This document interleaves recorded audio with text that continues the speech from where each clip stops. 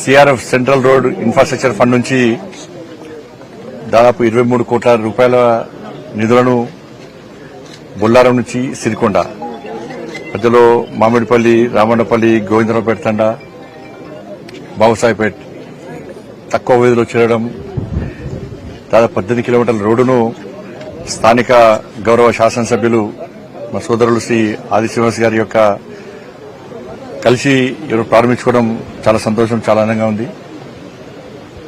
ఏదైనా కేంద్ర రాష్ట ప్రభుత్వాలు కలిస్తేనే అభివృద్ది.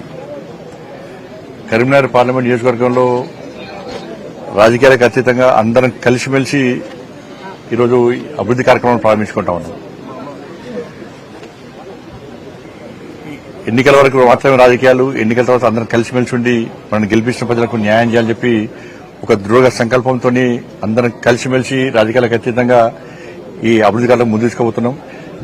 ఎక్కడ కూడా తారతమ్య భేదాలు లేకుండా, విమర్శలకు ప్రతి విమర్శలకు తావు లేకుండా ఎట్టి బస్సులో ఆయా నియోజకవర్గం అభివృద్ది చేయాలని లక్ష్యంతో ముందు పోతున్నాం. అందరూ తెలుసు, నేను పార్లమెంట్ సభ్యునిగా గెలిచిన తర్వాత ఇప్పటివరకు దాదాపు 22,000 కోట్ల రూపాయలు నిధులు తీసుకురావడం జరిగింది. దానిలో 10,000 కోట్ల రూపాయలు కేవలం రోడ్ల కోసమే. మీరు ఏ దేశమైనా, ఏ రాష్టమైనా, ఏ గ్రామమైనా అభివృద్ది చెందాలంటే కమ్యూనికేషన్ అంటే రోడ్ రవాణా వ్యవస్థ చాలా ఇంపార్టెంట్. ఇవాళ ఈ నియోజకవర్గానికి సంబంధించి గతంలో ఫస్ట్ టైం కలిసినప్పుడు కూడా గోవిందారం నుంచి మేడిపల్లి నుంచి గోవిందారం 20 కోట్ల రూపాయలతో రోడ్ వేయడం జరిగింది. మల్యా నుంచి కాసారం 25 కోట్ల రూపాయలతో, ఇప్పుడు 23 కోట్ల రూపాయలు. రోడ్లకు ఎక్కువ మనం డబ్బులు ఇస్తున్నాం సిఆర్ఎఫ్ ఫండ్స్. నేషనల్ హైవేస్ గాడి ఇప్పుడు వరంగల్ కరీంనగర్ 2,134 కోట్ల రూపాయలు ఆల్రెడీ రోడ్డు పూర్తవుతుంది. ఎలికతుర్తి సిద్దిపేట 578 కోట్ల రూపాయలు.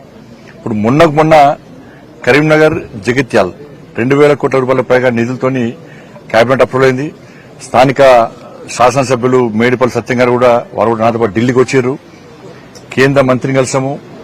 నేను వారు కలిసి మంత్రిని కలిసిన తర్వాత మంత్రి ఆవిడ చాలా హ్యాపీగా ఫీల్ అయిన రోజు ఇది ఇట్లా కలిసి ఉండాలని చెప్పి మేడిపల్లి సత్యం గారిని పోయినాక గతంలో ఆది శ్రీనివాస్ గారు కూడా వచ్చి కొరుట్ల